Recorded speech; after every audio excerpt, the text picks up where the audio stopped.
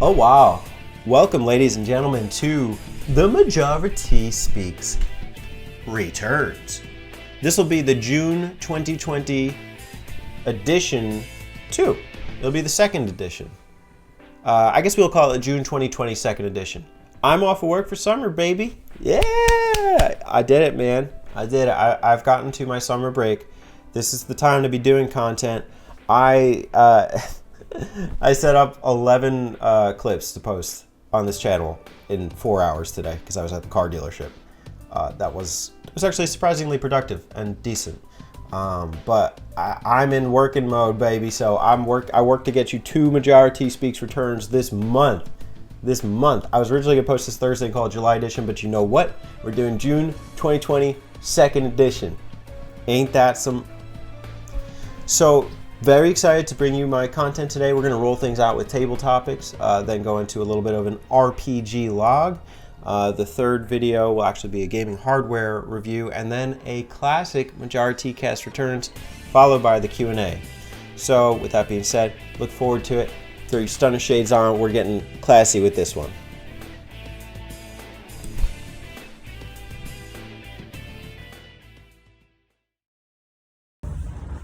Ooh, this is what the outdoors is like. I wouldn't know because I'm inside playing games all the time. What's good, ladies and gentlemen? It's me, Majora. Nature. Dope. So, it's been a while. It's been a long time. It's been a long, lonely time since we did our table topics. Look at that, we got a table right here.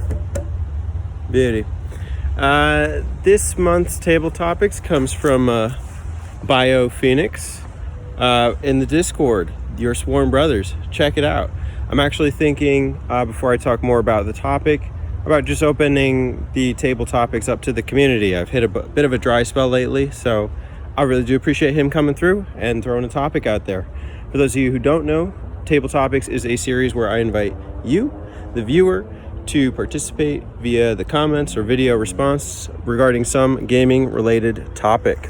And so at any time, if you have one on your mind that you want to pitch, go ahead, just drop it in the Discord. You can reach out to me there.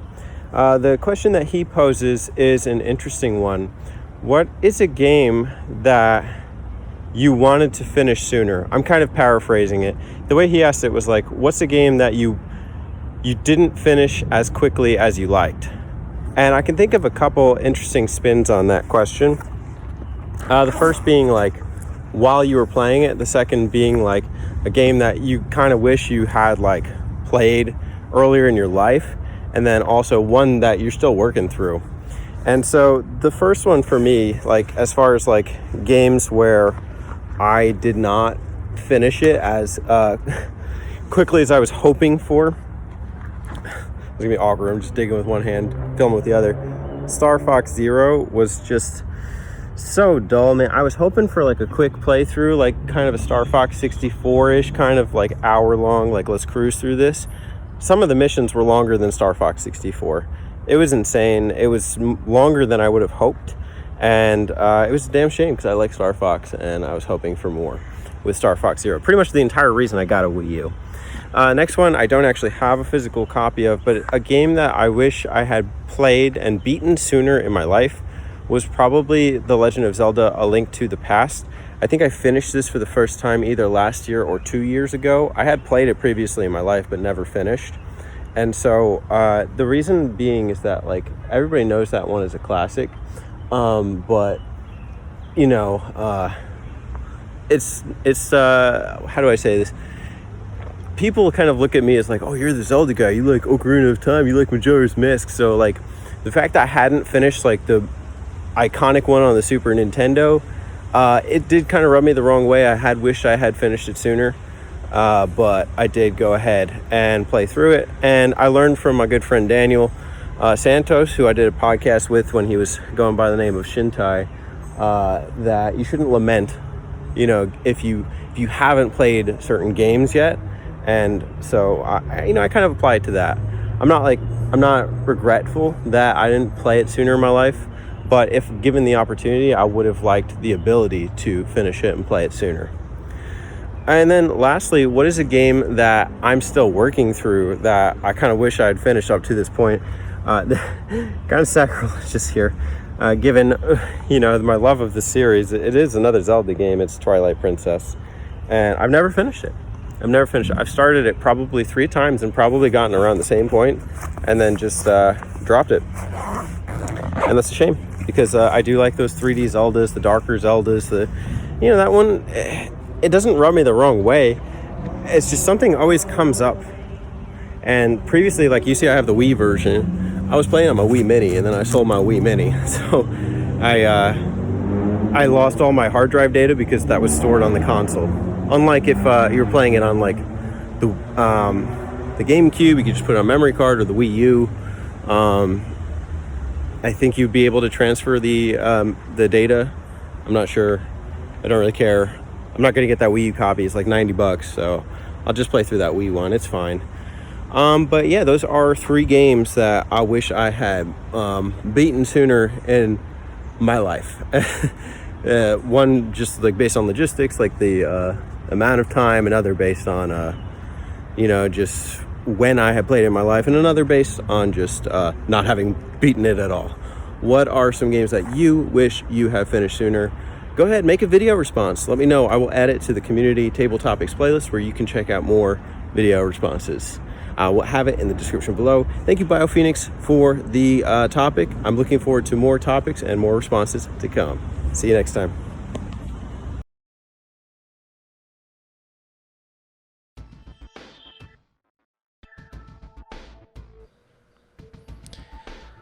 Ladies and gentlemen, you may or may not know this about me. I am certainly not a night crawler. I love the day. I love watering plants. I love going to the beach, and those are not things you can do at night. But I certainly appreciate what the night has to offer in Shin Megami Tensei 3 Nocturne HD Remaster for PS4 and Nintendo Switch.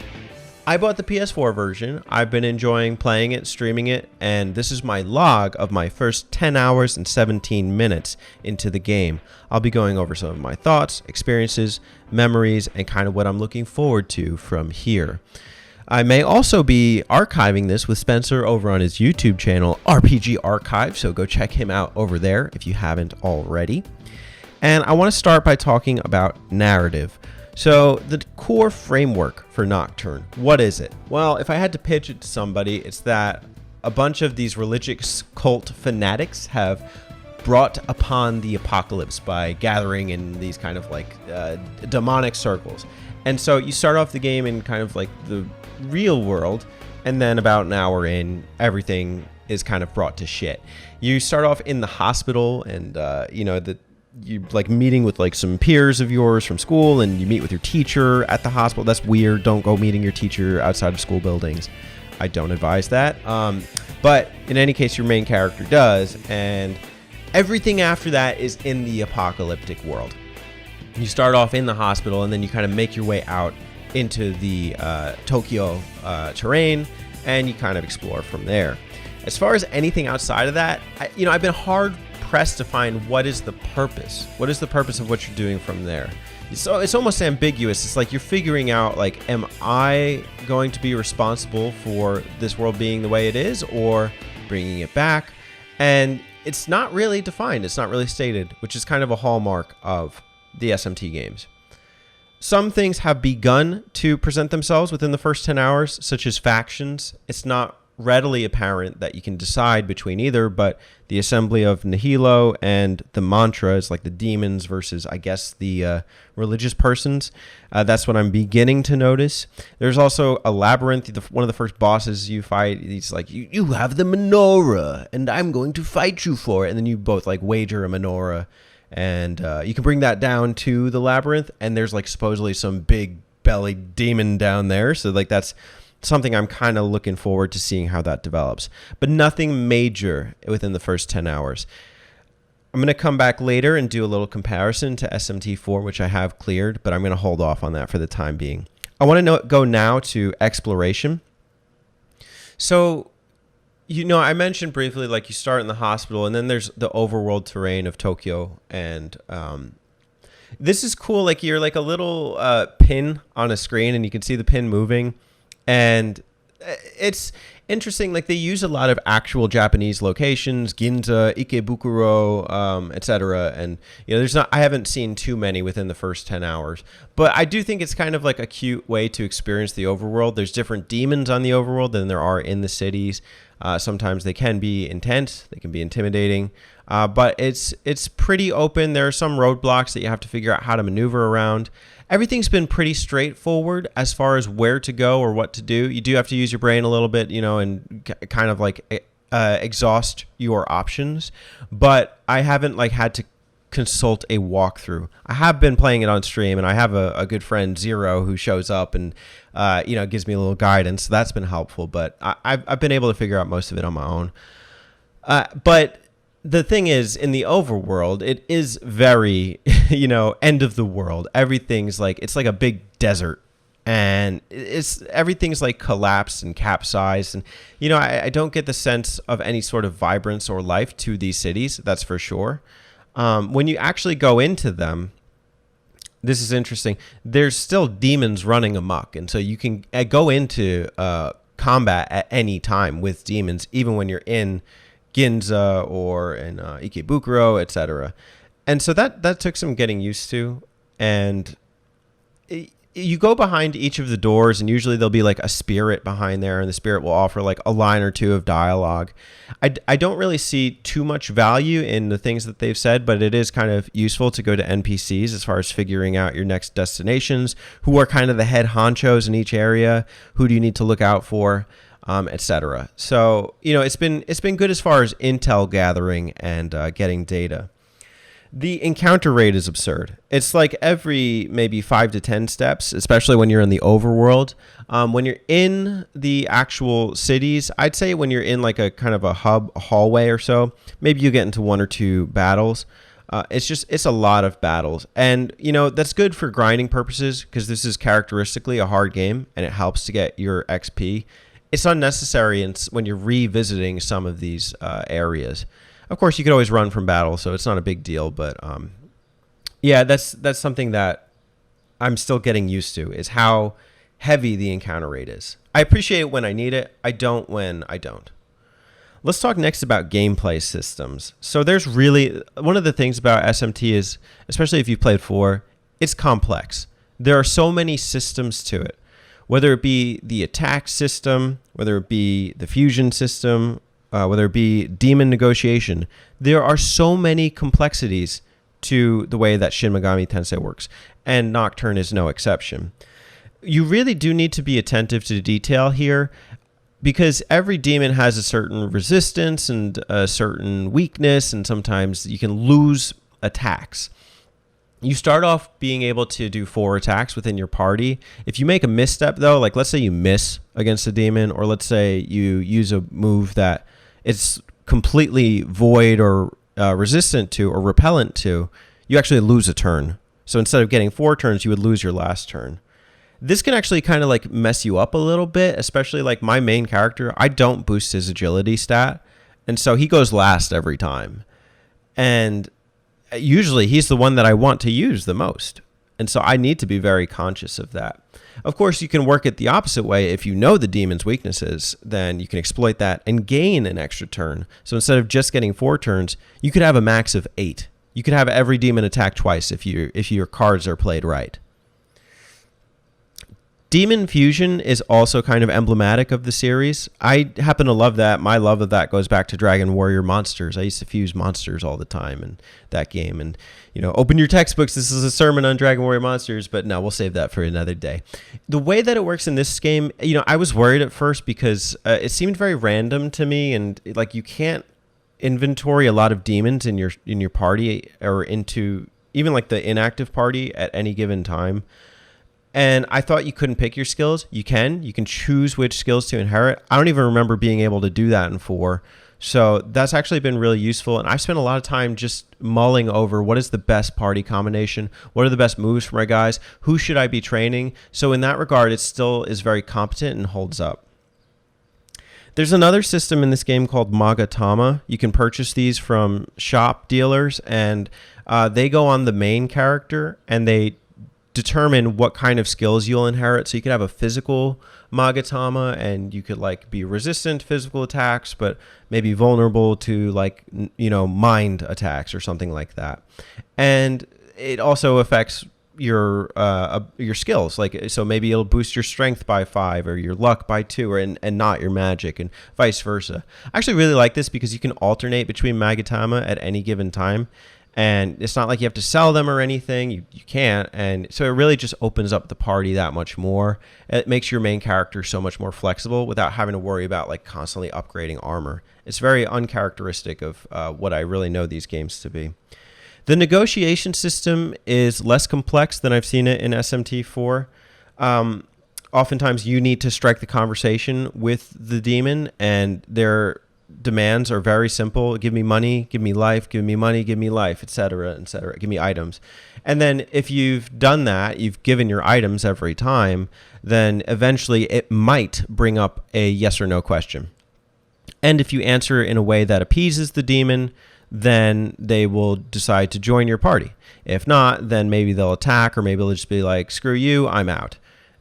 It's I didn't like it at first because I kept losing at it, and so I just thought I was unlucky. But I think a couple tips to know are that you have to give items. You have to give everything. Anything it's asking for, you struck this negotiation, so it wants these things from you. And sometimes they don't even ask you the question. I had a recent demon join without even, propositioning anything. So I actually kind of like the negotiation system. So let's just do kind of a quick comparison of 3 to 4, just within the first 10 hours. So I want to talk about exposition and just narrative in general.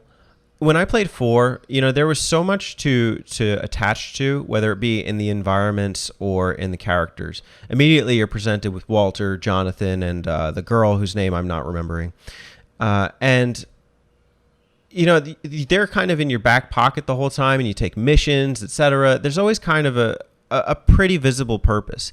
In 3, it's just a bit more open. I don't know if open-ended is the right word, but it's undefined. And that can lead to a lack of attachment, no attachment to the main character per se, and even just dialogue you have with NPCs and other characters are just very sparse and limited. So a lot of the journey is mostly grinding and exploring terrains, which I don't mind. I found that the game is varied enough to, give me like a bunch of different, like either like tunnel segments or overworld segments or inner city segments. So, I don't find that getting dry per se. I just haven't met any characters I really like attach myself to outside of the main character yet, which is kind of interesting and shocking. They're all more so surface level.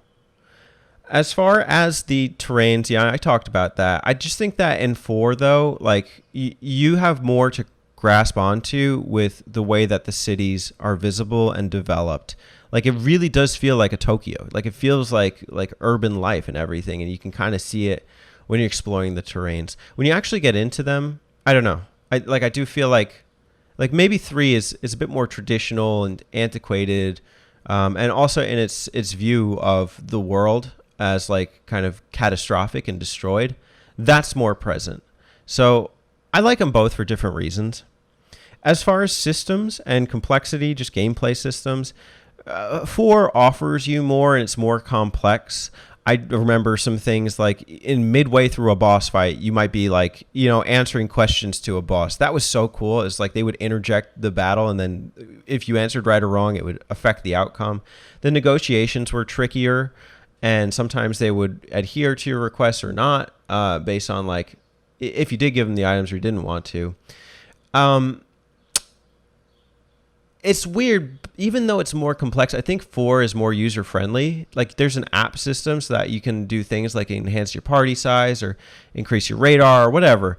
And I feel like that option gave a bit more customization to the main character. In 3, yes, you have the Magatama, but that's just about it. Of course, you have your party. You can set them up however you want. They do have the demon compendium, so you can register and restore any demon at any time as long as you have the money for it. It's just different is all. Like your demons can actually interject into battle with certain sub skills that will help you to have them scout onto the party. They can scout for you. You don't even need to scout as long as they have the right skill. But I'm not used to like I'm used to inputting all the party commands at once. In this one, it's one at a time, and it starts by agility. It's very interesting. It's taking some getting used to, but I'm figuring it out. I think undeniably, like based on what I've played, SMT4, maybe it is deniable, but at the current phase from where I am standing and viewing this, I think SMT4 is just like a more well-rounded and defined game, and it's a better game. But I do think in playing 3, it's kind of a rite of passage. People say this game is really hard. It is hard, but it's manageable. I've actually figured out a lot of how to kind of do it on my own. I didn't think it's as crazy difficult as people are making it out to be. But I think a lot of people just, get turned off because it's just a little bland within the first few hours. I say get over the hump. If you can get to the 5-hour hump and make your own assessment from there, then you're in a good position to judge the game. But yeah, the first 5 hours can be a bit of a slog, especially if you don't know what you're doing. Just use your map frequently too. Like that's super helpful. And get as many demons into the party as you can. Don't get overwhelmed though. It can be overwhelming. Just have fun with it. That's going to be my log for SMT3, 10 hours in. Have you played this game? How far are you? I'd love to know. Thanks for watching. I'll catch you next time. Bye.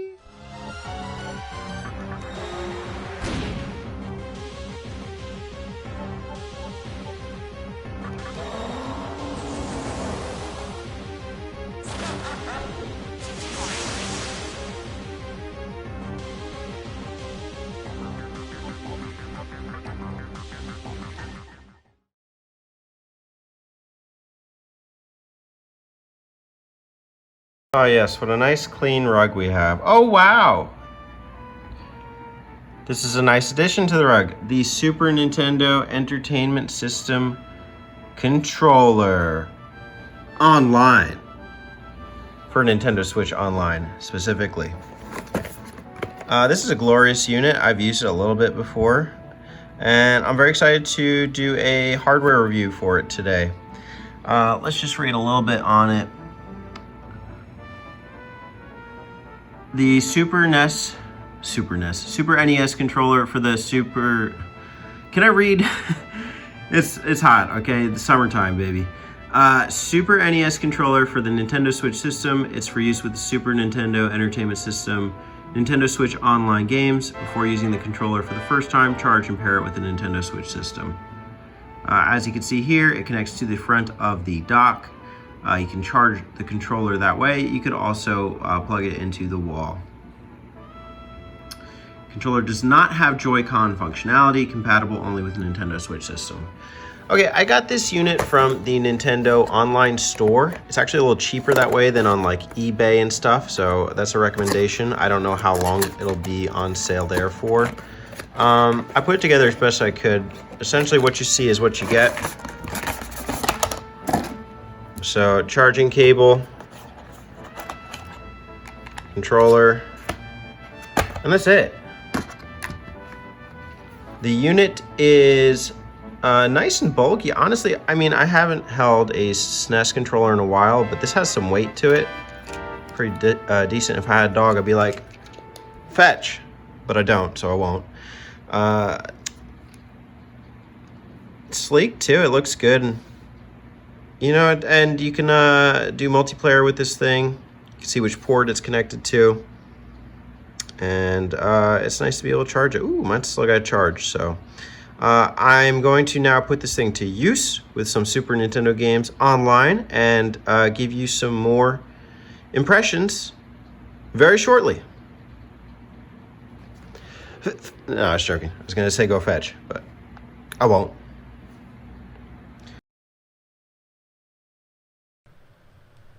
So I primarily use this controller with the SNES online service, and the two games that I used to experience the controller were Kirby's Dream Land 3 and The Legend of Zelda: A Link to the Past.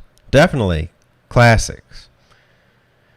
I have to say, in my time using the controller with both games, I got a favorable experience. When I was playing Kirby's Dream Land 3, I was using a smaller TV, so I kept the controller plugged in at all times. I got it to full charge, the cable was a decent length so I didn't feel like I was sitting right next to the TV, and the game was quite functional. It worked quite well. With A Link to the Past, I played entirely with the controller wirelessly with only the charge that it had had since 2 weeks prior when I played Kirby's Dream Land 3. And that controller, within 2 hours of gameplay, showed no signs of dying. That's a huge plus for me, that this thing can really keep its charge. I know if you even use something like the Switch by itself off the dock, the charge is questionable. But with the controller, it's not so. It's actually quite reliable. One of the first things that I want to show you before I go into just how the controller functions with the service is just a little button up here. You wouldn't see this on a normal Super Nintendo controller. I'm going to do, what am I going to do? I'm going to do webcam. I got to retitle that so I can figure that out. It is ZR. And when you press ZR, that brings you to the home screen. This is important. This is, oh, I should have switched back so you guys could see it. Well, you can see it in action here. There you go. This is important because it's not identified and there's no manual that comes with this thing, so you wouldn't know unless somebody told you, and I just told you, so now you know.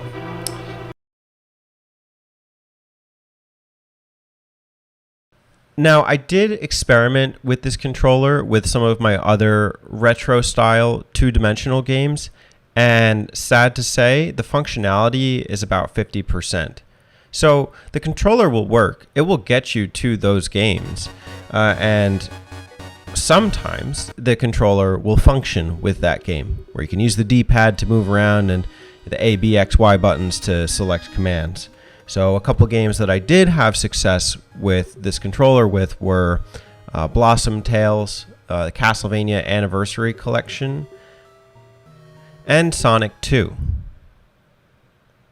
I did find out later, though, that the home button, which isn't even identified properly, doesn't work in 2D games that are not associated with NES or SNES Online.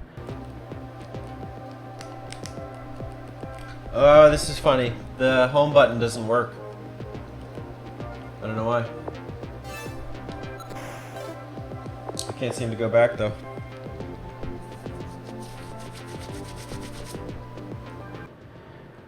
This is kind of annoying. What you'll have to do is you'll have to go up to the Switch itself and just press the home button. It's more of a nuisance than anything, but it is kind of an oversight in using the controller. A couple of the games where I did find it finicky in using were Golf Story and Part-Time UFO. Now, I like both of these games. They're cool games, and they pretty much are simple in terms of like just move around the map and use the D-pad to do so, but the controller wouldn't move my playable character when I was selecting them. And so I think what was happening was that the Switch was registering it as though I was in dual Joy-Con mode, and I didn't have the thumbstick as a selectable option. So instead, I was using like the left, right, down, up buttons in the bottom half of the left Joy-Con if it were in two-handed mode. And so it's kind of annoying in thinking that these are retro 2D games and they should work with this controller. But it is what it is. I can't control that. And so, yeah, it's just something to bear in mind. All right, so with this controller comes a little bit of a wild western, if you will. Some of the good, the bad, and the ugly. The good is definitely that this is SNES authentic. I feel like I'm playing my SNES games on the Switch SNES authentically. Like I had the real controller in my hand, and like I was really experiencing it today in the most accommodating way possible on HD television with a wireless controller that has an excellent battery life. It's also very functional in terms of just the hardware. I have a Retrobit controller that I can't use anymore because the receiver broke. You don't need any kind of receiver. The controller syncs with the unit, the Nintendo Switch itself. And so that's actually really reliable. And although it doesn't work with all of my retro games on my Switch, it does work with some of the ones that are not associated to the NES and SNES Online. So I can be thankful for that. Although it is kind of sacrilegious to play Sonic with the SNES controller. Going into the bad is also that 50% functionality. I don't see why I shouldn't be able to either map out the D-pad for some of these, more basic 2D style games. I would think that it would work with this. It just doesn't. And also that this controller is first party only. I've seen no evidence of this controller being syncable with the PC, with Steam, or with other consoles. And while I understand that's Nintendo's whole shebang, is they want that first party authenticity, they want to build their controllers and their hardware for their devices only, it's come to the point where, as a collector, I have so many controllers, wireless controllers, all of these things. And if you were to get them even from the Wii up, you would have needed exclusive controller add-ons for every single one of those consoles. It's kind of a money-making scheme. That's what Nintendo does, is they outfit these things to be exclusive to the product at the time and then not work with the next successor console or technology. So good on them, sucks for us. Now let's talk about the ugly. It's evident this controller is primarily designed with the NES and SNES services for the Nintendo Switch. There's a couple things that make this a problem. Number one is you have to ask yourself, what is your attachment to those services? Are you going to still be attached to playing those games a year from now when your service renews for $20? $20 is not the end of the world. It's actually rather cheap. But at the same time, when they only update those services like every 5-6 months with some trashy games and then maybe one or two good ones, it is kind of suspect. And you are left to wonder, am I really getting my money's worth out of this? It really depends. Are you going to want to replay the classics, Super Metroid, Link to the Past, Super Mario World, Kirby's Dream Land 3? And will they continue to add on the classics that they haven't already added through that service? The other thing is, what is the future of this service? Is this going to last? The Nintendo Switch is halfway through its lifespan. What's to say they won't shut it down in 2025 and then this controller just becomes an artifact of the past that doesn't even work the primary way it was intended to? So there are questions with this controller. For now, it's fine, but it's also attached to a paywall service, if I'm using that term correctly. Terry, let me know. I'm not dissatisfied with my purchase. I think it was good. It's needed for right now. My Genesis controller isn't working with my Switch online, but I am raising my eyebrow at a couple things here. Let me know what you think. Is this as suspect as I'm making it out to be, or am I totally off base, or is it somewhere in between? And will you get it yourself? I'd love to know. Thanks for watching. I'll talk to you soon. Bye!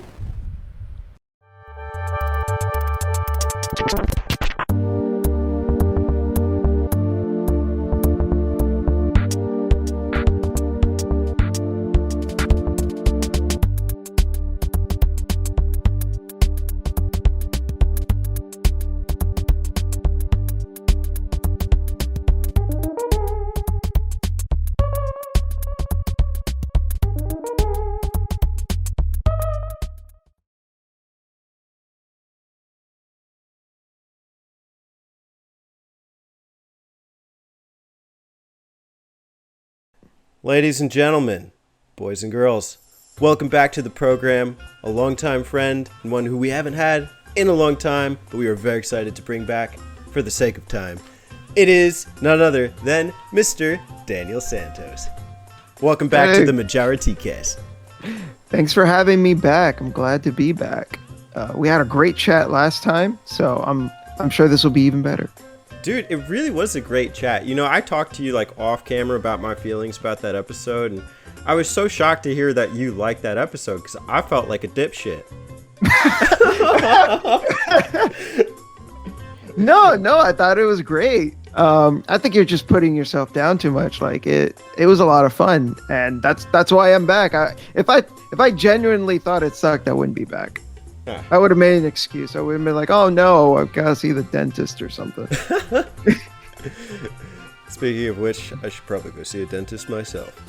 But I don't want to harp on, picking points with my own content. So I wanted to ask you a fun question. I do the same, so don't worry about it. It is a really good episode, though. Like, I thought, even though I was kind of maybe a bit of a rookie with like doing the podcasting thing, you brought some really great insights, and I did really appreciate you for being kind of supportive with me, knowing that like there were areas I could have done better with like me feeling that way. So, Hey, I'm happy to help. If it means being like a cheerleader and be like, "Yeah, man, you can do it," it's all good. So I want to talk to you first with a fun question. I think it's fun. You can let me know if it's not, and I'll just Okay, scrap it. I'll be sure to give you my hot take. Okay. All right, let's do the hot take. We recently played a gem of a game in Shadow of the Colossus. Yes. If you could pick one of the 16 colossi to keep, either as a miniature or as like a personal guardian, which would it be and why? Probably Avion. Why is that? Avion is fucking cool. Avion's one of my favorites. I think that's like the moment in the game when playing it where everything kind of clicks and you're just like, holy shit, this game is amazing. So I have a lot of like nostalgia with Avion, and again, Avion's design is just fucking cool. Like, he's this fucking bird colossus. He's chilling, doing his thing, and then you coming in his little like pool area, and he's just like, "I'm not about that, fam." He's just cool. I love him. He's great. I think a runner up. I forget the name specifically, but it's the one with like the one that you find in the desert with like that like dragonfly looking one. Yeah, that one. I think that one's like a runner up. That one's really cool too. There was a general consensus that Avion was pretty much like the MVP. Avion's fucking great. Yeah. Avion's so good. That's like an S tier list Colossus. Yes. Like I'm actually a little disappointed we didn't do a tier list at the end. But if we did, Avion would definitely be an S tier for sure. Next time you come back, we'll do that. Maybe we could do it today. I don't know. No, we'll do it. Maybe. We'll do it on the numbers. For me, what would I pick as my miniature Colossus? I don't know. Probably this number 3, the sword wielder. Oh yeah, that dude. Not because he was cool. Like the best Colossus, but I think just in terms of like figure, he really does feel like a knight and like a warrior. Kind of matching of the main character's personality. Yeah, he's another one with a very distinctive design. You could tell who he is by his silhouette. He's like, yep, it's that motherfucker. And the whole process of getting up to him too, it's a well told event. Like the music is eerie, and you're approaching something vast. And this guy is a behemoth among Colossus, which is no small feat. Yeah, and the way that you get to him is really interesting too. Like the way to get on his body, because you're kind of just expecting, you just jump on him, you climb up, but no, it's not that simple. You really gotta think about it, and you gotta be clever, and you have to really examine your environment in a way that makes that fight really memorable. I still vividly remember the first time I fought him, and I was just like, what do I do? How do I get up on him? Like, I remember trying to climb on his little feet, and I'm just like, what do I gotta do? So that's a really memorable one, and the design is still like really distinctive and cool. So I totally see that. Great transitioning point too. The first 2 Colossi are like teaching you the game still. 3 is when it's like, okay, we mean business. Yeah. And the other 2 as well, they feel a little more like they like you said, like this is when we mean business, because the other two feel more basic. It's like, oh, okay, you stab this guy in the leg and then you can get to the top, no big deal. Okay, the other one, you shoot his feet and then you can get to the top, no big deal. But this guy's like, no, this is, I guess the third one is like the rite of passage. It's like, this is when the game wants to make sure, like, are you in it for the long haul? Same. Yeah, I feel that way. A runner-up for me would probably be, I forget the names of the things, but like one of those Guardian Colossi. Oh, one of the smaller ones? Yeah. Oh, yeah, those are cool, especially the one in the city. Yeah. That one, I love fighting that one. That one's great. I don't know if I'd be able to distinguish the two if I saw them outside of their arenas. Are they like the same design? No, they're not the same design. I can tell you that for a fact. But I don't think, like, I think if I saw pictures of them, I think I probably could tell you, okay, that one is the one in the city and the other one is the one you have to use fire to scare. Hmm. I played the game so many times, so I have an idea of what they look like. Got you. Okay, I don't, so you could fool me. Let's talk a little bit about, before we get into the meat and potatoes. I do love meat and potatoes, but Same. we're going to warm up with a little appetizer here. One question I think that keeps coming up just over the years is the importance of storytelling in video games, and also the idea of narrative. Yeah. How important is narrative to you in video games? Very. So I would go as far as to say that for me, it's like half and half. There are some games where if the gameplay isn't super good or the storytelling isn't super good, I can forgive it if the other side compensates for it. But like, I care a lot about a good story. Like I could play a game where there's hardly any gameplay, and if the story is good enough, then I'm fine. Like I've played some walking simulators where literally all you do is walk, you move forward, maybe examine a note or two or something, and there's no real gameplay to speak of. And there's some of my favorite experiences. I made a video about one called The Beginner's Guide. I really, really, really love that one. And again, there's like hardly any actual gameplay in it. You're just walking around 9 times out of 10. And I was not bothered at all. Like I thoroughly enjoyed it and thought that it was a really meaningful experience because of the content and substance of the writing and the storytelling. I remember your video on that, and by the way, listeners at home, you should go check out Daniel Santos' analytical editorials and his video catalog. He has quite the video essay content.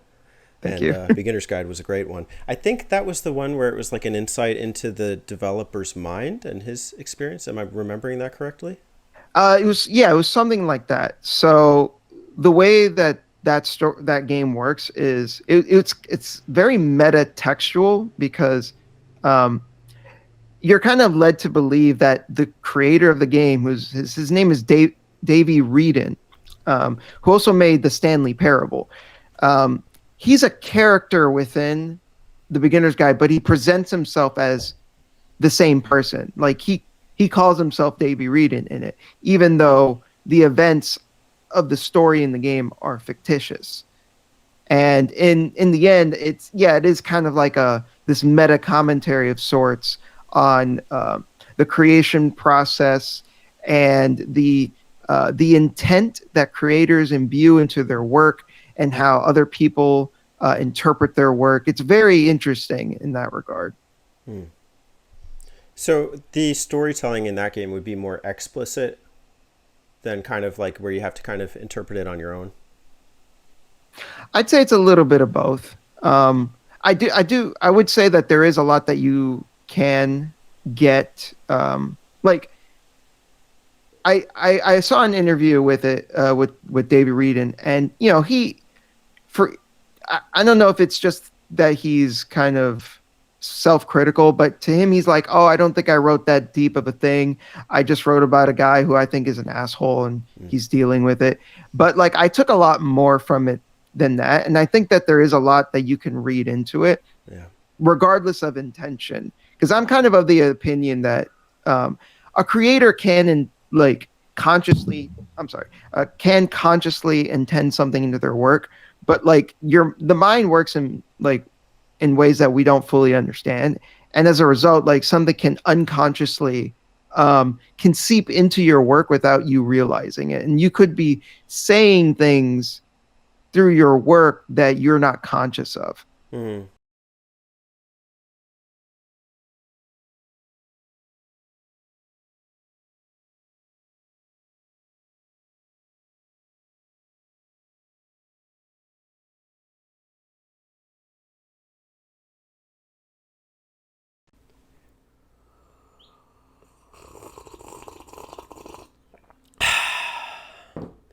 I don't always drink tea, but when I do, best believe that there is one man I want to make sure knows it.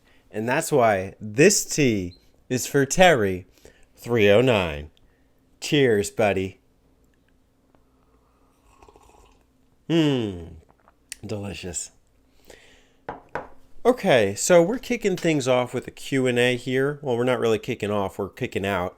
It's the last segment of the Majora T Speaks Returns, and I enjoy doing these. The questions, you can leave them at any time in the Discord. Your Sworn Brothers, that's the name of the Discord. I will have a link in the description below, so you can follow it there. You can also see that questions for the next episode will start from when I post that comment. We get a lot of good questions and some crazy questions. I haven't reviewed all of them, but I'm going to go through all of them. I'll answer the ones I see most fitting. I'll do my best. I'll do my best. So here we are.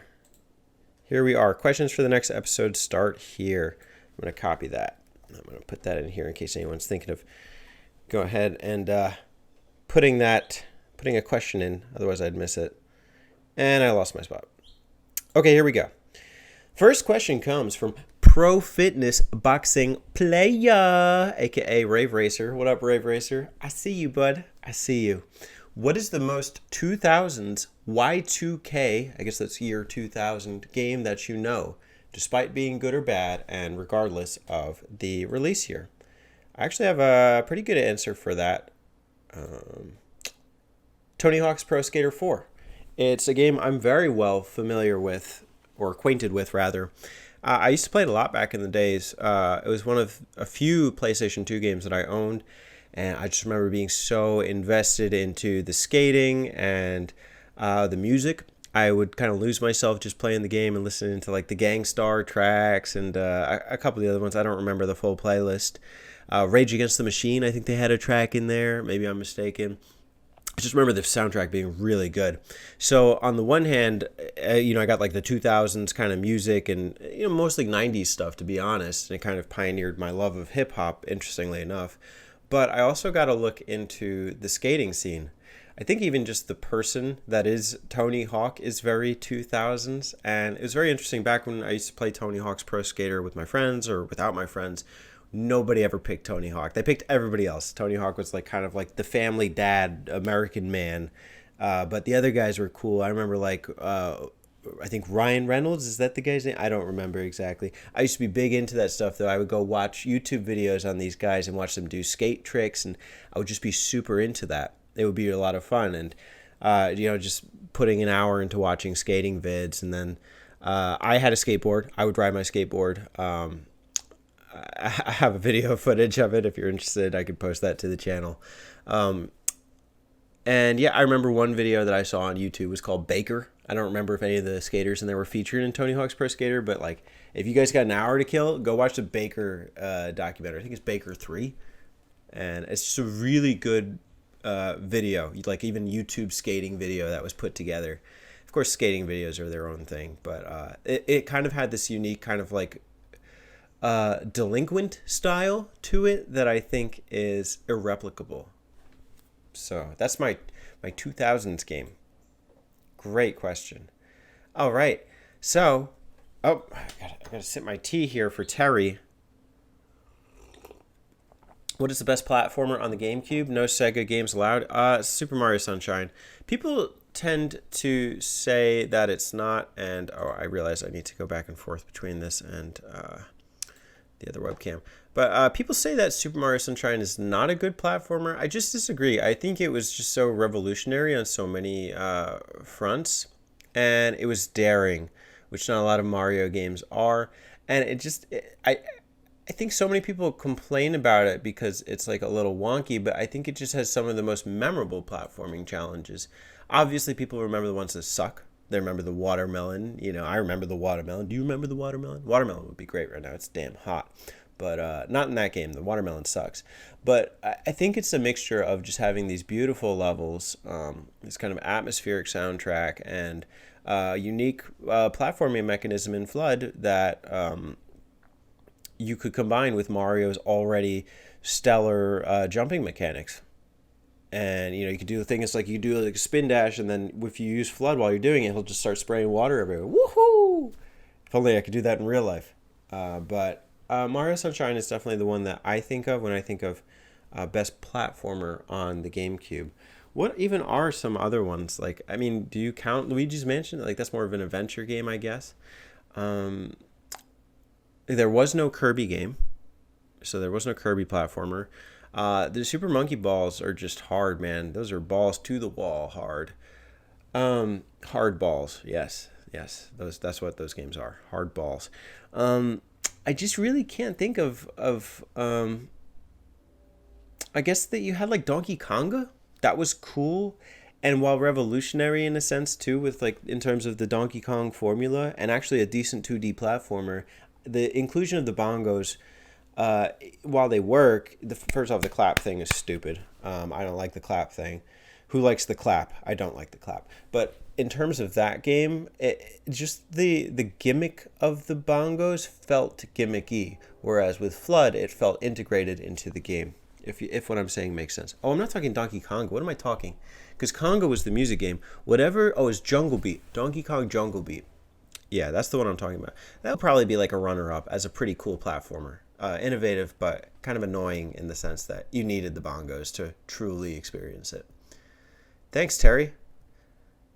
Okay, VG Mashup. What's up, VG Mashup? That actually answers the previous Terry question. Is VG Mashup here? Yes, he is. What are your top 5 2D platformer levels? Oh boy, I should have thought of this. Feel free to expand if 5 aren't enough. I'm going to need to reduce, actually.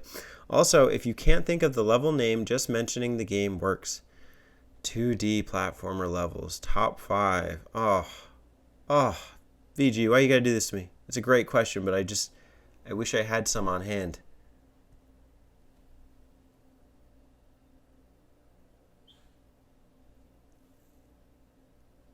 I'm going to have to go the Donkey Kong Country route. I'll probably reuse a couple in there. In Donkey Kong Country 1, I do love that kind of ambient effect in the background when it's like dusk, when the sun starts setting. It's really beautiful and atmospheric, and that's actually repeated in a game I don't care as much about, but that it does look beautiful in that game as well, in Donkey Kong Country Returns. Beautiful 2D platforming level, for sure. In Country 2, I do really like some of the minecart levels in kind of like that honeybee factory setting. I think they were just done really well, and I think it really does bring out the industrial sense in a way that was also done well in Country 1, but it was just done really well with the minecarts in that game. Not like the ghost one is cool, but I remember when we were racing like 10 guys on these skull machines. That was a really good level. I'm thinking definitely Ukulele and the Impossible Layer as far as having memorable 2D platforming levels.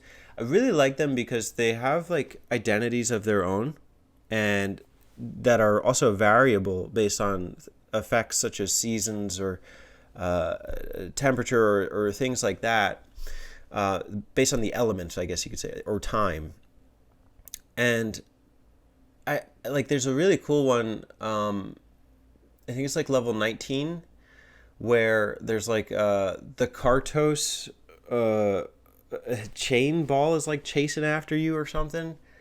Everybody hates Kartos. I actually think that the Kartos levels in the original game were fun, but we're not talking 3D platforming levels. But that one was so cool because there's like that level of tension and also how do I say this? Style to it, because it's like almost like a rush into like there's a part where you get started, like you can really feel the wind because all of these like aerial B units or something are like coming at and you have to dodge them and you need to time your jumps and everything, and you kind of rushed into that already rushed segment, and the music is so great. It's like played on the bagpipes or something. It's so cool. I encourage people to play Ukulele in Impossible Air. So many people don't care about it in terms of YouTube, but it is a damn good game. I will play that again, man. I platinumed that game and I will play that again. Okay, we could go the Sonic route. So this question wasn't so bad. So I would probably err towards I want to say Sonic 3 Hydro City. The first time playing Hydro City was so cool. It really doesn't, I'm not going to say it feels like the level plays itself, because it doesn't, but with some of the automated segments where you're like going down the water slides and running on top of water, it's just such a well-balanced stage. And it's crazy to think that one of my favorite Sonic stages is a water stage, because the water stages in Sonic historically suck. But that one has some incredibly memorable segments, even just starting off in Act 2 of that zone, in Hydro City Zone.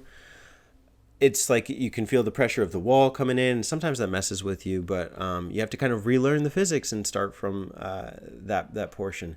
Sonic Mania does a good job of reinventing it, but in Sonic 3, it's just such a classic moment. And it's weird because Sonic 3 gets no love. People, Sonic 3 barely gets love from Sega. Like, you barely see it, but it has some of the best moments and stages. As did Sonic and Knuckles. Sonic and Knuckles has some really good stages. I really like. I think it's called Sandopolis. Lava Reef is actually really good too. Lava Reef Zone, and a lot of it's the music. The music, it just contributes to that style and that rush and that sense of importance, and the sense of kind of like a dramatic Sonic adventure. I don't know what it is. Sonic he's got the style points. He's the cool blue dude. I'll throw my shades on for him. Drink some tea to that.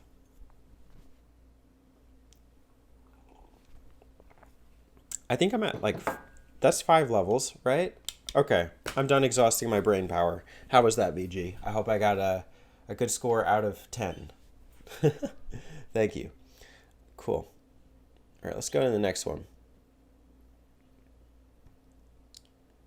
Okay, VG Mashup follow-up. After answering the question about are there any levels picked from the same game, I don't think I did. I don't think I did pick from the same game. I tried to keep it one per game, but I did pick from the same series. If so, is that game your favorite 2D platformer? One of them probably is. I would say it's probably Donkey Kong Country or Sonic 3. Either one of those would be my favorite 2D platformer.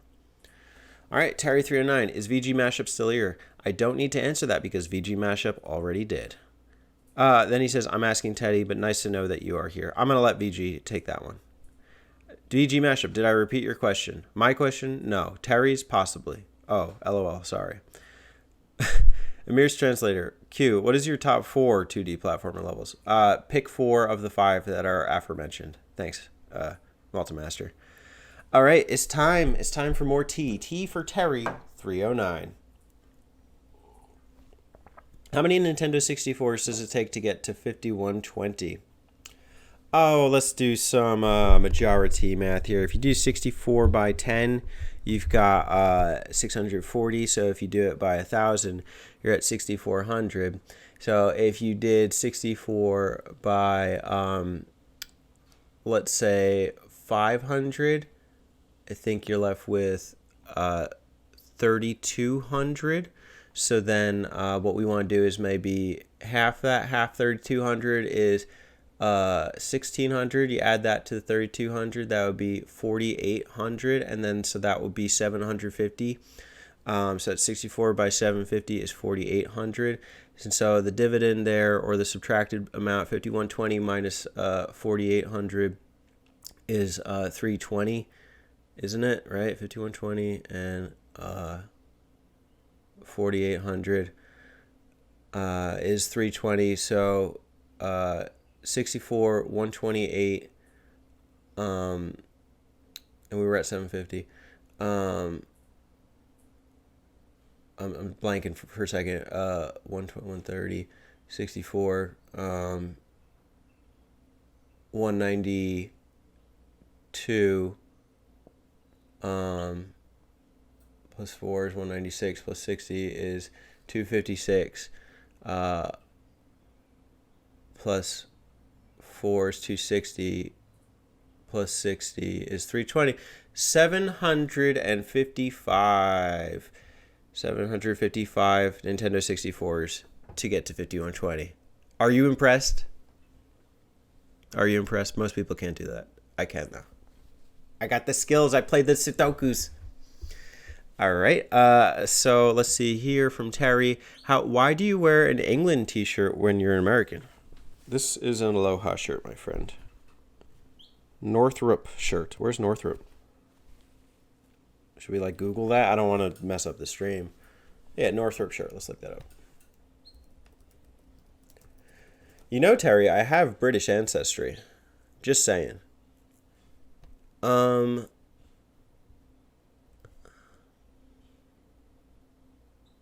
Is this a woman's shirt? Okay, great. Okay, we're gonna get off that topic. Next one. Do you secretly want to be British? What if I am? What if I am British? What if I'm Irish? What if I'm both? What if I'm both, Terry? What if I'm both? When is Donkey Kong Country 6 coming out? The map out? Stay tuned. Is there a Super Mario game that you would want to shoot to the sun because it is that bad? It wouldn't be Super then, would it? Is it that bad? I think Mario games are always pretty good. I think there is that seal of approval when you play a Mario game. I can't recall a heinous offender Super Mario game. Can you? Is there one that you feel that way about? I don't feel that way about like Galaxy or Galaxy 2 or Odyssey or even the new Super Mario 2Ds. Those are fine. I've never come out of a Mario game and said, wow, that was so bad. Even the new Super Mario Bros. 2, I enjoyed that. I thought it was good. I still need to play U, though. Get it? Play U? Ah! Love the Wii U, don't I? All right, Q, Maltamaster. Why do you use products that were manufactured in China? Do I? I don't know. Do you? I'm sure you do. It's inevitable, man. I'm sure you have some lying around. Don't you want like the most affordable product sometimes? Obviously, like, you know, buy American or whatever, support America, but not to the point of getting ripped off. I remember we were looking at like a commercial about like some local business that did honey products, and we were like, oh, cool, yeah, this is great.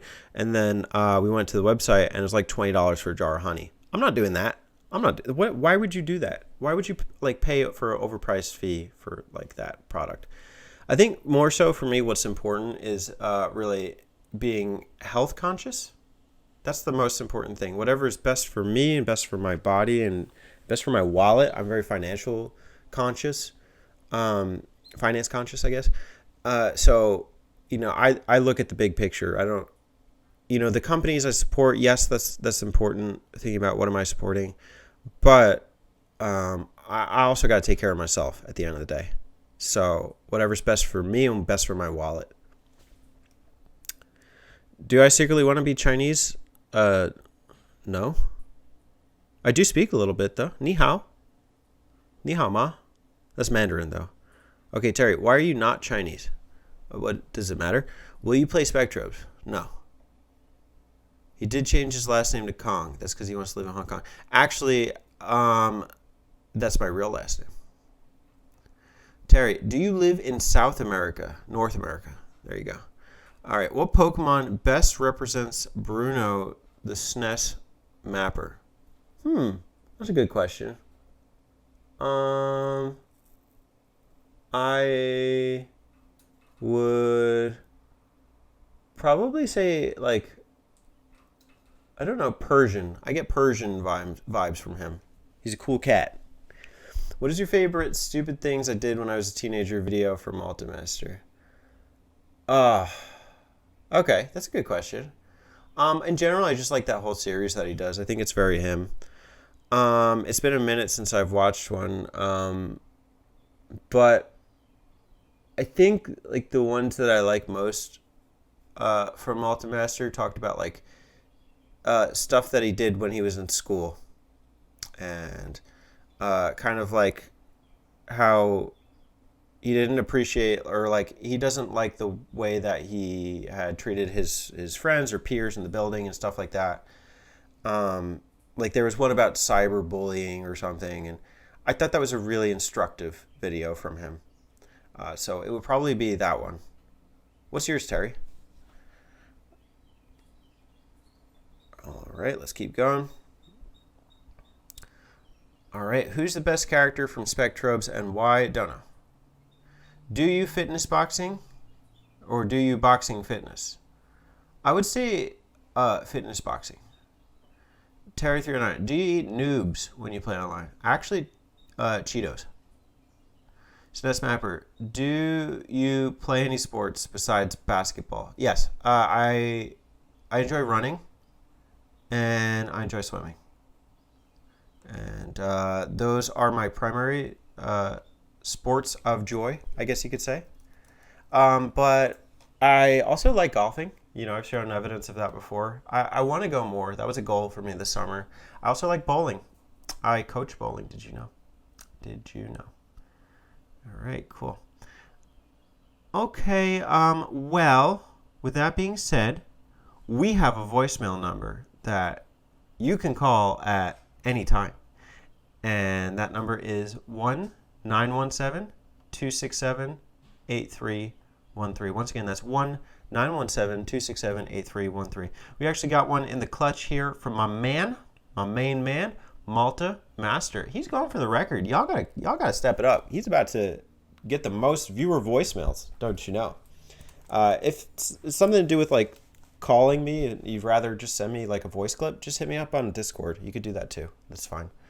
But he's got a solid question here, and I'm very excited to play it for you. So let's take a listen, shall we? Hey, Majority, what's up, man? It's Malta Master, and I got a question for you, my man. I just wanted to know, you know, since the Nintendo amusement parks are being worked on, you know, Nintendo amusement parks are going to be ready in the next 4 or 5 years in Orlando, also in Japan. I want to know what you think would be some good ideas for amusement, the rides and whatnot. Obviously, you know, they're going to have Mario Kart and Luigi's Mansion and all, because that's what sells. And Animal Crossing maybe. But I think it would be really cool to see a really fast ride that's an F-Zero ride. Yeah. You know, so yeah, I just want to know what you think would be something you would want to see. You know, not necessarily just because it's going to sell tickets, but yeah, that's my question, and that's it. I hope you enjoy the rest of your day, and goodbye. Yeah, buddy. Aw, sick question. I'm stoked to answer this. I originally, when they announced that, wanted to go to Japan to go see that Nintendo amusement park for the first time, but that didn't quite work out. And it's a big trip. I've never been to Japan. What would I want to see as far as rides? We're treating this like a pipe dream because, you know, I've seen the footage of like the tour with Shigeru Miyamoto and stuff. And it's not all that exciting. But obviously the Mario Kart bumper carts would be dope. Like, let's be real. Or the racetrack. I like the idea of the F-Zero thing, but I think if you want to be more realistic, let's get an R-Wing up in there. A virtual reality simulated R-Wing where you feel like you're really piloting and stuff. That's what they've tried to go for with like the 3DS and the Wii U thing. Maybe it just works better like as an in-person kind of thing. I remember being in amusement parks back in the day where you'd sit in like those like overhead things and it'd be like you're going through Jurassic Park or something, and like to do that in Star Fox and feel like you're controlling the R-Wing, that'd be dope. That'd be dope. Obviously, you don't want to let kids go flying around in like a fighter jet, but like a real life one. But the VR thing would be cool. I would say like a Kirby's Ferris wheel. A little history here for non-New Yorkers. In Coney Island, we have a dope rickety Ferris wheel where you can actually pick if you want to go in a shaking cart when you're on the Ferris wheel. And I think that would do wonders for Kirby, where you could like pick, like you could have the Kirby air balloon, or maybe you could have the Kirby UFOs. I don't know, but you could have like a sick Ferris wheel, and I don't know. That's about it. That's all I'm really thinking of. What are you guys thinking of? What Nintendo amusement park vision do you have? Ooh, you could do like a haunted house with like Zelda baddies or something, or just baddies across Nintendo history. That could be cool. Don't know. We'll find out. We'll find out in the near future, or we'll just get like a building block game, like real life Minecraft or Super Mario Maker live. Thanks, everybody. Be sure to let me know what you thought of the episode, and I will see you next time. Deuces!